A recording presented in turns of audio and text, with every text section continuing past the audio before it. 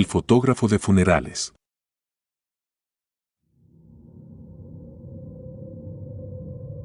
El trabajo de fotógrafo de funerales no es común, pero alguien tiene que hacerlo.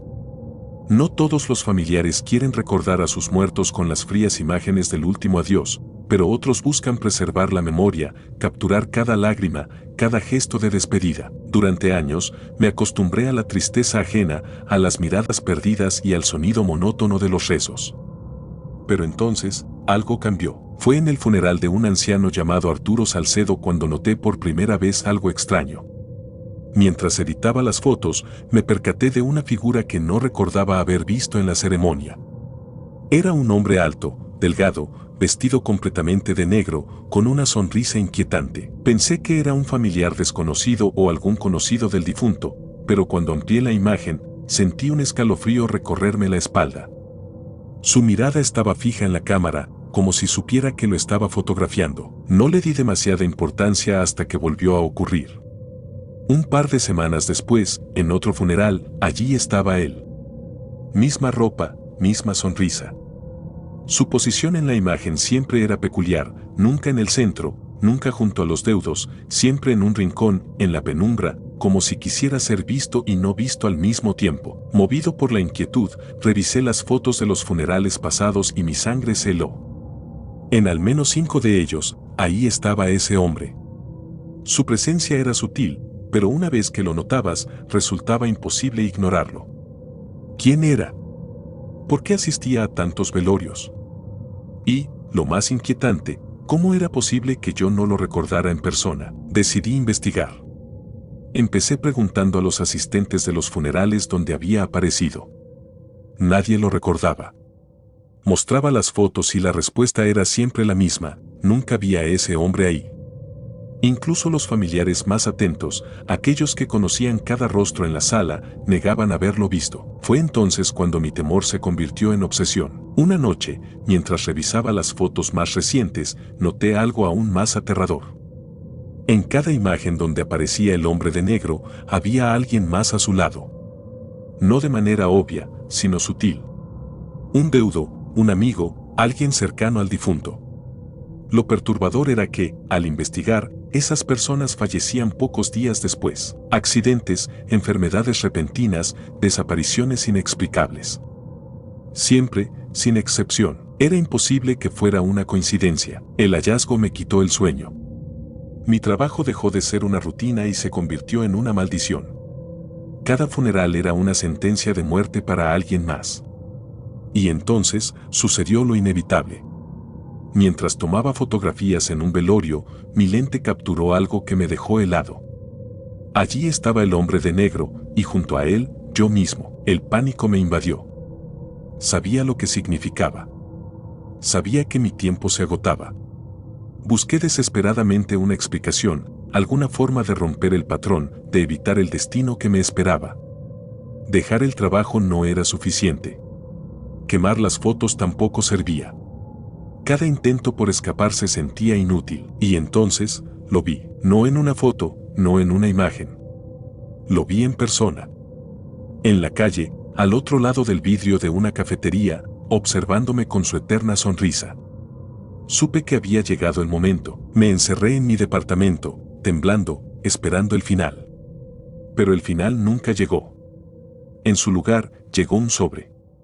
Adentro, una fotografía. Mi propia imagen, en blanco y negro, con la fecha de mi funeral impresa en la parte inferior. Y en la esquina, en la penumbra, la figura de otro hombre, diferente al de negro, pero con la misma expresión. Era mi reemplazo, porque la muerte siempre necesita un testigo.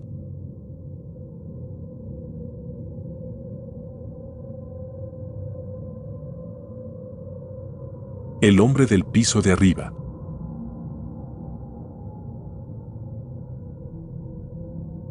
Vivo sola en un pequeño departamento en el último piso de un edificio antiguo.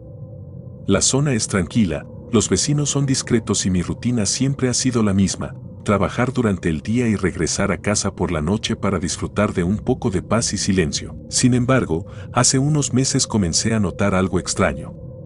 En las noches, cuando el edificio estaba en completo silencio, escuchaba ruidos sobre mí. Al principio, creí que eran los sonidos normales de una estructura antigua, tuberías, madera dilatándose con el cambio de temperatura, quizá un ratón en el ático. No le di demasiada importancia, pero luego los sonidos se hicieron más evidentes. Eran pasos. Lo más inquietante era que mi departamento era el último piso. No había nadie arriba. Una noche, mientras leía en la cama, los escuché con más claridad que nunca. Pasos lentos, calculados, como si alguien estuviera caminando con cautela. Me levanté, tomé mi teléfono y caminé por el departamento tratando de localizar la fuente exacta del sonido. Me detuve en la sala, justo debajo del tragaluz que daba al ático. Los pasos cesaron. Me dije a mí misma que debía estar imaginándolo. Quizá eran los vecinos del piso de abajo y el sonido simplemente se filtraba de manera extraña. No quise pensar más en ello y me obligué a dormir, pero las noches siguientes fueron peores. No solo escuchaba pasos, ahora había susurros, murmullos ininteligibles que parecían filtrarse por las rendijas del techo. En una ocasión, incluso escuché lo que parecía una risa ahogada. Esa fue la primera vez que sentí un verdadero escalofrío recorrerme la espalda. Decidí mencionárselo al casero, un hombre mayor que había trabajado en el edificio por décadas. Me miró con expresión de incredulidad cuando le pregunté si alguien tenía acceso al ático. Ese espacio ha estado cerrado por años, respondió. Nadie entra ahí. Es solo un viejo depósito con cosas olvidadas. Le pedí que revisara, pero se limitó a encogerse de hombros y decirme que seguramente eran ratas. Me ofreció llamar a un exterminador, pero no creí que fuera suficiente para calmar mi creciente inquietud. Esa noche, me aseguré de cerrar bien todas las puertas y ventanas. Me envolví en mis mantas con la esperanza de bloquear cualquier sonido. Pero entonces, alrededor de las 3 de la madrugada, un golpe seco me hizo abrir los ojos. Venía del techo, justo sobre mi cama. No era un golpe fuerte, sino un ruido sordo, como si algo hubiera caído suavemente. El miedo se apoderó de mí. Encendí la luz y me quedé sentada, con el corazón latiendo con fuerza. No quería moverme. Sentía que si lo hacía, de alguna manera, lo que estuviera allá arriba lo sabría. Durante horas, me quedé despierta, temblando, escuchando el silencio. No hubo más sonidos. Eventualmente, el cansancio me venció. A la mañana siguiente, decidí enfrentar mi miedo. Busqué en línea cómo abrir la trampilla del ático. No era difícil, solo necesitaba una escalera y un poco de valentía. Alquilé una escalera en una ferretería cercana y, cuando volví a casa, la coloqué justo debajo de la trampilla. Me armé con una linterna y tomé una respiración profunda antes de subir. Con manos temblorosas, empujé la madera polvorienta de la trampilla y la abrí lentamente. Un aire rancio y frío descendió sobre mí. Apunté la linterna y escaneé el interior del ático. Al principio, no vi nada más que cajas viejas y vigas de madera cubiertas de telarañas. Entonces noté algo que me hizo contener el aliento. Había un colchón sucio en el suelo, junto con una pequeña pila de ropa. Unos envases de comida vacíos estaban esparcidos cerca, junto con botellas de agua y una linterna apagada. Alguien había estado viviendo allí. Sentí que la sangre se me helaba. Bajé de la escalera rápidamente y cerré la trampilla con un golpe. Me alejé de ella, respirando agitadamente, sintiéndome vulnerable en mi propia casa. Tomé mi teléfono y llamé a la policía. Cuando llegaron, revisaron el ático y confirmaron lo que ya sabía. Alguien había estado ocupando ese espacio. Parece que esta persona entraba por una salida de emergencia en la azotea, dijo uno de los oficiales. Lo más probable es que haya estado entrando y saliendo por ahí. Me aseguraron que reforzarían las cerraduras del edificio y que investigarían más a fondo.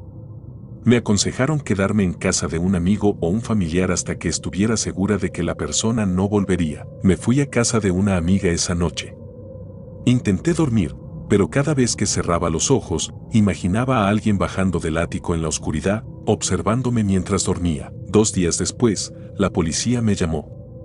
Habían encontrado algo más en el ático. Sería bueno que viniera a verlo, dijo el oficial con voz tensa. Cuando llegué, me llevaron hasta mi departamento y subieron la escalera al ático.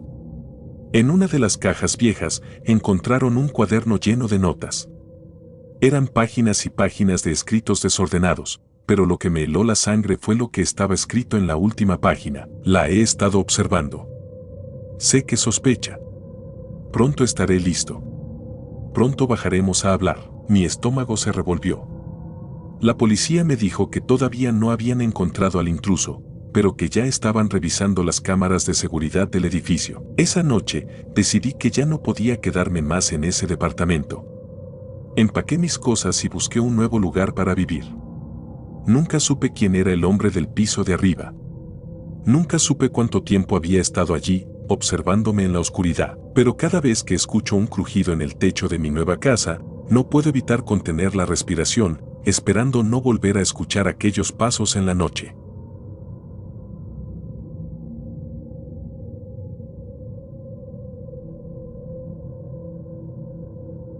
El extraño de la ventana.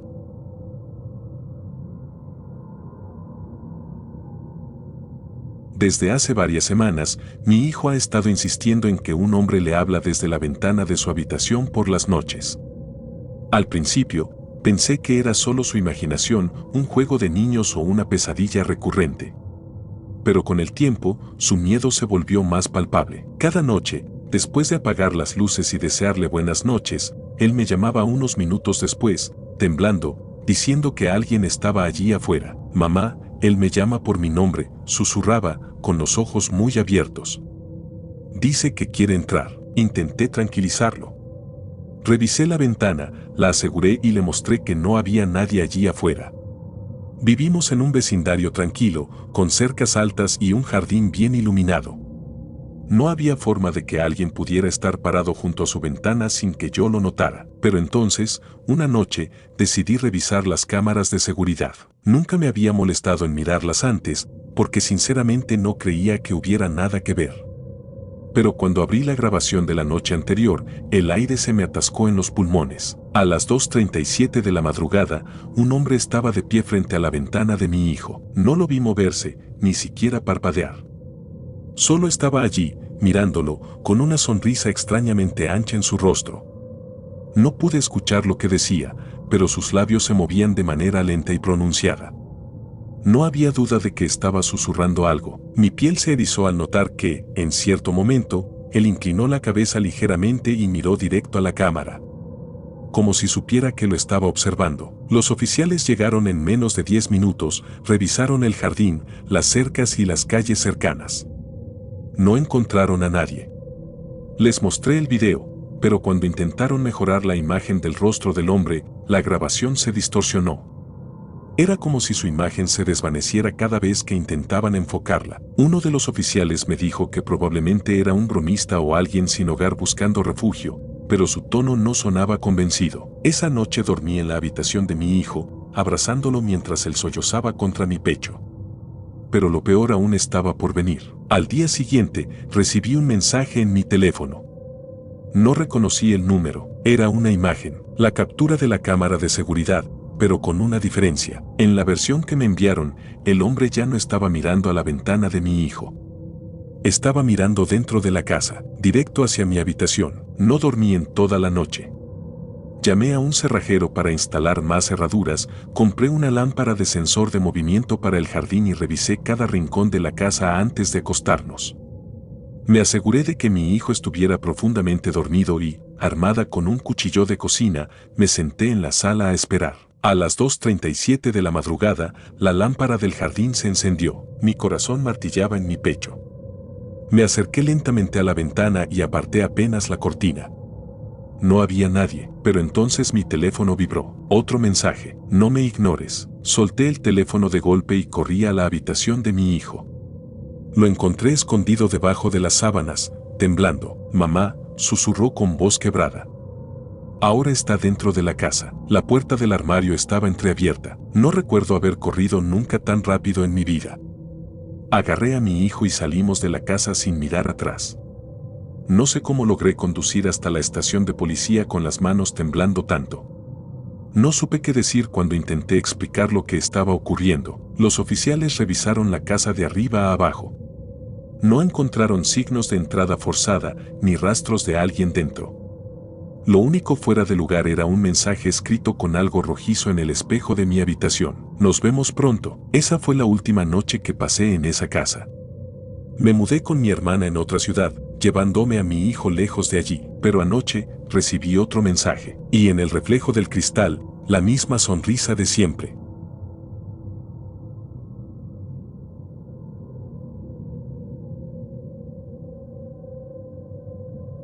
El juego del muñeco.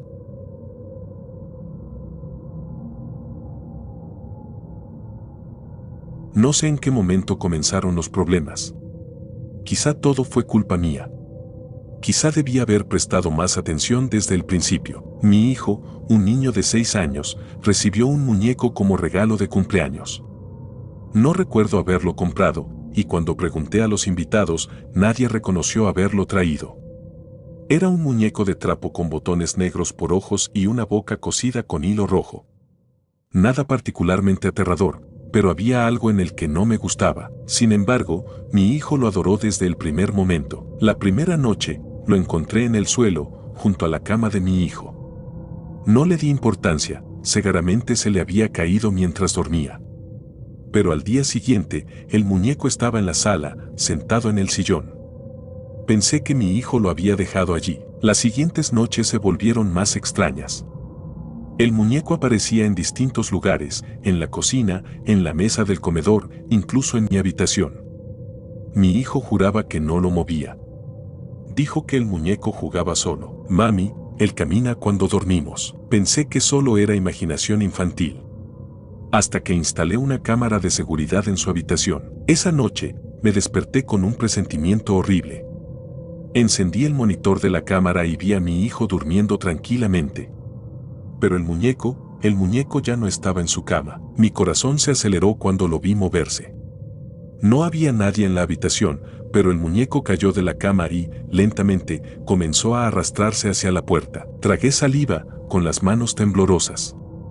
Pero entonces, algo más captó mi atención. Detrás de la puerta, en la oscuridad, una figura se movió. Una silueta humana, alta y delgada, con la cabeza ladeada, observaba la habitación desde el umbral.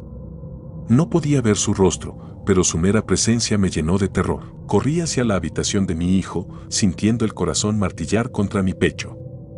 Abrí la puerta de golpe y encendí la luz. El muñeco estaba en el suelo, inmóvil. No había nadie más, pero la ventana estaba abierta de par en par y el aire frío de la noche soplaba las cortinas con violencia. A partir de esa noche, decidí deshacerme del muñeco.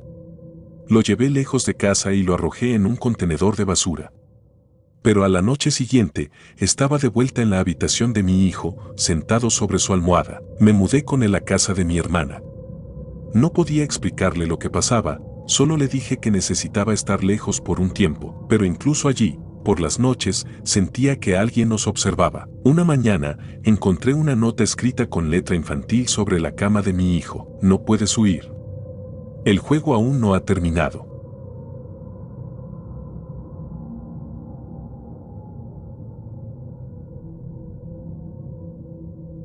La última persona que miró.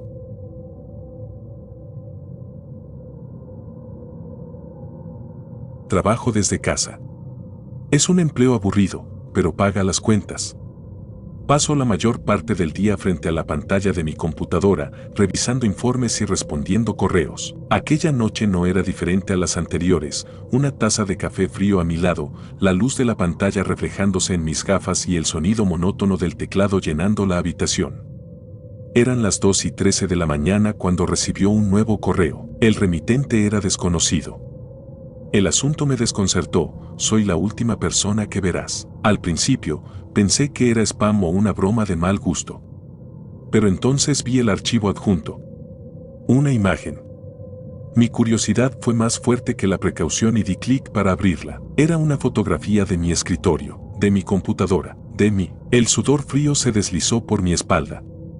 La imagen capturaba exactamente el momento en el que estaba, con la misma expresión de sorpresa y confusión en mi rostro. Miré alrededor de la habitación de inmediato. ¿Había alguien aquí? Mi apartamento es pequeño.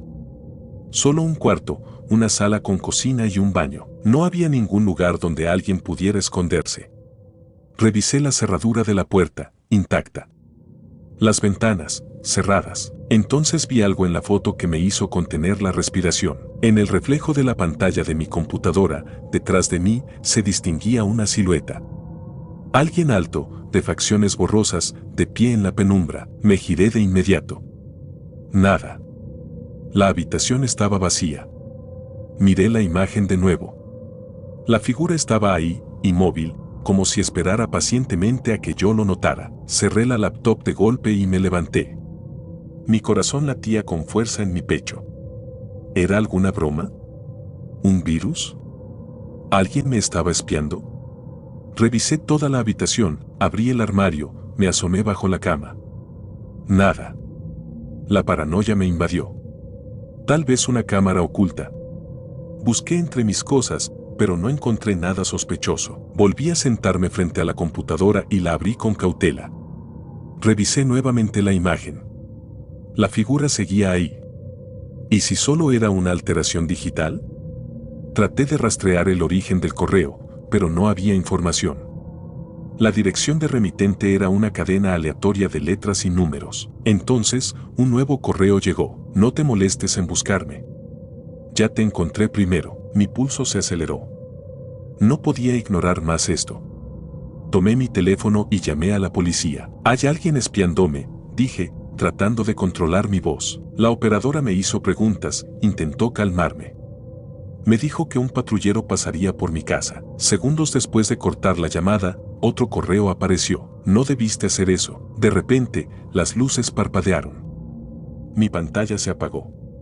Un sonido bajo, casi un murmullo, resonó en la habitación. Miré alrededor, mi respiración era errática. Luego, la electricidad volvió, pero mi pantalla mostraba algo diferente. Era un video. Se veía mi departamento desde el pasillo. La puerta de entrada. La imagen temblorosa, como si alguien sostuviera la cámara. Luego, la mano de una figura oscura golpeó suavemente la puerta. Toc. Toc. Mi estómago se encogió. Un golpe real sonó en la puerta al mismo tiempo que en el video. Toc. Toc. Me levanté lentamente. No quería abrir. No quería saber quién o qué estaba allí. Pero el golpeteo continuó, más fuerte esta vez. Entonces escuché una voz ronca al otro lado. Ábreme, él ya te vio. Corrí hacia la ventana y miré hacia la calle. A lo lejos, vi la patrulla de la policía acercándose. Pero cuando volví la mirada a mi puerta, estaba entreabierta. Alguien había entrado. Mi instinto gritó que corriera. Salí disparado de la habitación, bajé las escaleras a toda velocidad y me encontré con los oficiales justo cuando descendía a la calle. Alguien entró en mi departamento. Exclamé. Los policías reaccionaron de inmediato, desenfundaron sus armas y subieron. Yo esperé abajo, jadeante, sintiendo el frío de la noche clavarse en mi piel. Minutos después, los agentes bajaron con rostros de confusión. No hay nadie, dijo uno de ellos. No hay signos de entrada forzada. ¿Está seguro de lo que vio? Intenté explicarles todo, pero cuanto más hablaba, más parecía una alucinación. Finalmente, me dijeron que llamarán si volvía a ocurrir algo. Cuando subí de nuevo a mi apartamento, vi que mi laptop seguía encendida. Un último correo me esperaba. Ahora sí eres la última persona que me vio. Y debajo, una imagen adjunta. Era yo, en la calle, mirando a los oficiales. Y detrás de mí, una sombra alta, alargada, con un rostro deforme. Lo peor es que en la imagen, aunque la foto la habían tomado desde un ángulo imposible, yo también estaba sonriendo.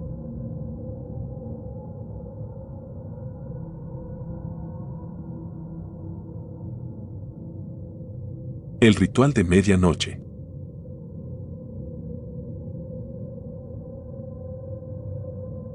No suelo ser una persona supersticiosa. Nunca creí en fantasmas, ni en maldiciones, ni en pactos oscuros. Pero esa noche, todo cambió. Lo que empezó como un simple juego para ganar dinero fácil terminó convirtiéndose en la peor pesadilla de mi vida. Todo comenzó cuando recibí un mensaje anónimo en mi teléfono. Decía: si necesitas dinero y no le temes a lo desconocido, ven esta noche a la dirección adjunta. No preguntes. Solo sigue las reglas. Pensé que era una broma. pero cuando miré la dirección, vi que estaba en una zona alejada de la ciudad, un viejo edificio abandonado en los suburbios. La curiosidad me carcomió. Estaba sin dinero, con el alquiler vencido y pocas opciones. Así que decidí ir. Cuando llegué, había una puerta de metal con un símbolo extraño pintado en rojo. Toqué y un hombre con una capucha negra me dejó entrar. Dentro, la atmósfera era sofocante. Había velas encendidas en un círculo y unas 20 personas, algunas con rostros ansiosos y otras con expresiones de absoluto terror. Frente a todos, había un hombre vestido con un traje negro impecable. Su rostro estaba oculto por una máscara de oro. El hombre levantó una mano y todos guardaron silencio. Luego comenzó a hablar con una voz profunda y serena. Bienvenidos al ritual de la medianoche. Todos ustedes han sido elegidos. Si siguen las reglas, serán generosamente recompensados. Si fallan, bueno, mejor no fallar. Uno de los presentes, un chico con gafas gruesas, levantó la mano y preguntó qué sucedería si rompían las reglas. El hombre de la máscara dorada sonrió y respondió: nadie que haya roto las reglas ha vivido para contarlo. Se nos entregó una hoja con instrucciones. No hables a menos que te lo pidan. No intentes irte antes de que el ritual termine. No preguntes el verdadero propósito del ritual. Si alguien con una máscara roja aparece, corre y no mires atrás. Firmé sin pensarlo mucho. Al fin y al cabo, ¿cómo podía ser real algo así? Nos hicieron formar un círculo y apagar los teléfonos. El hombre de la máscara dorada comenzó a recitar palabras en un idioma que nunca había escuchado. El aire se volvió pesado, la temperatura descendió. De repente, las velas parpadearon y una puerta en la pared se abrió sola. De ella emergió una figura alta, con una máscara roja. Mi sangre se heló. La figura se movió lentamente entre nosotros. Sentí que su mirada, oculta tras la máscara, se posaba en mí. El hombre de la máscara dorada levantó la mano y la figura roja se detuvo. Ahora pueden irse, dijo el líder del ritual. Si lo han seguido todo al pie de la letra, recibirán su recompensa. Salí del edificio con las piernas temblorosas. Mi corazón latía con fuerza. Nada de eso podía ser real, ¿verdad? Cuando llegué a casa, intenté olvidar lo sucedido. Me acosté, pero el sueño no llegaba. Me levanté para beber agua y miré por la ventana. Ahí estaba. Una figura con una máscara roja estaba parada en la acera frente a mi casa. Retrocedí, sintiendo un frío indescriptible en mi espina dorsal. Me escondí tras la cortina y miré de nuevo. Ya no estaba. Intenté calmarme. Debe ser mi imaginación, me repetí. Pero no lo era. A la mañana siguiente, encontré una nota en mi puerta. Corriste, pero no lo suficiente. Los días siguientes fueron un infierno. Lo veía en todas partes, reflejado en los escaparates, en la multitud del metro, parado en las esquinas mientras caminaba. No se movía, no hablaba. Solo me miraba. Intenté contactar a alguien del ritual, pero todos los números estaban desconectados. Busqué en internet, pero no había rastro del grupo. Era como si nunca hubieran existido. Una noche, decidí confrontarlo. Caminé directo hacia él en una calle desierta. ¿Quién eres?, grité, pero en cuanto parpadeé, desapareció. Desesperado, busqué ayuda. Un viejo forero de internet me envió un mensaje: si lo has visto, ya no hay escape.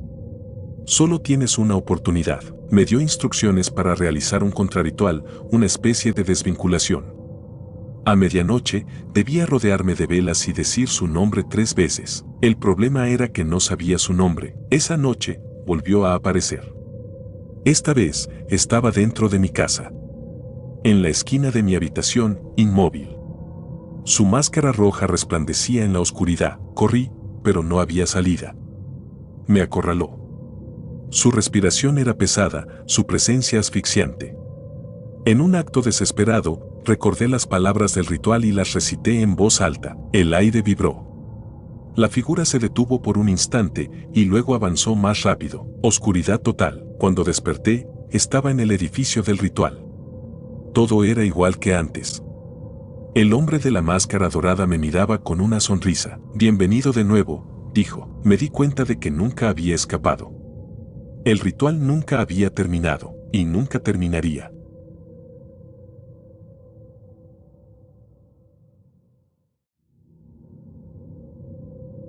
El rastro de sangre.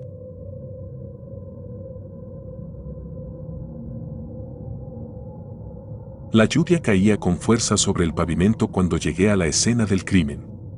Un pequeño apartamento en las afueras de la ciudad, con la puerta entreabierta y un rastro de sangre que se extendía desde la entrada hasta el interior. No era la primera vez que presenciaba algo así en mis años como detective, pero había algo en el aire que me ponía los nervios de punta. Entré con cautela, con la mano cerca de la funda de mi arma. La habitación estaba en penumbras, iluminada solo por la luz intermitente de una lámpara de escritorio. En la pared, una frase escrita con sangre me heló la sangre. Él siempre observa. La víctima, un hombre en sus 30, yacía en el suelo con una expresión de absoluto terror congelada en su rostro. Mientras revisaba la escena, noté un sobre en la mesa, sellado con cera roja. Lo abrí con cuidado y extraje una carta. Lo que leí me dejó sin aliento. Detective, sé quién eres. Conozco cada paso que has dado en tu vida. La decisión que tomaste hace 10 años, la mentira que contaste para proteger a alguien, todo está escrito aquí. Y si sigues leyendo, descubrirás tu destino. Volteé la página con manos temblorosas y lo que encontré me erizó la piel. Era un relato detallado de mi vida, desde mi infancia hasta el momento exacto en que abrí esa carta. Ningún detalle quedaba fuera: el nombre de mi primer perro, el día que mentí en la academia, la vez que dejé ir a un sospechoso por compasión. No sabía quién había escrito eso, pero estaba claro que me conocía mejor de lo que yo mismo me conocía. Había otra carta junto al cuerpo. La abrí con un nudo en el estómago. Has visto demasiado, detective. Esta es la última advertencia. Tú eres el siguiente. Sentí un escalofrío recorrer mi espina dorsal. Miré a mi alrededor, pero el apartamento estaba vacío. O eso creí hasta que vi algo en la ventana, un reflejo fugaz, una sombra que desapareció en la oscuridad. Salí de la habitación con el arma en alto, pero afuera solo había lluvia y silencio. Regresé a la estación para analizar las cartas. No había huellas, no había rastro de quien pudo haberlas escrito. Pero una cosa era clara: quien fuera que estuviera detrás de esto, sabía demasiado sobre mí. Durante los días siguientes, noté cosas extrañas. El sonido del teléfono sonando en medio de la noche, pero al responder, solo silencio. Sombras moviéndose en la periferia de mi visión. Papeles en mi oficina reorganizados, como si alguien hubiera estado allí. Finalmente, una noche, llegué a casa y encontré un sobre en mi mesa, sellado con la misma cera roja. Lo abrí, con el corazón latiéndome en la garganta. Nos vemos pronto. Fue entonces cuando escuché el crujido de una puerta abriéndose a mis espaldas.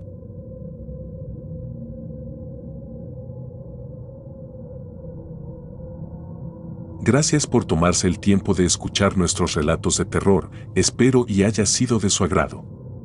Si te gustan los relatos de terror, apóyanos a darle like y compartiendo, o haciendo un comentario, ya que eso nos ayudaría a la mejora continua. Si aún no estás suscrito o suscrita, los invito a que lo hagan para que no se pierdan de los mejores relatos de terror de Lamentos de la Noche. Gracias por el apoyo y buena vibra.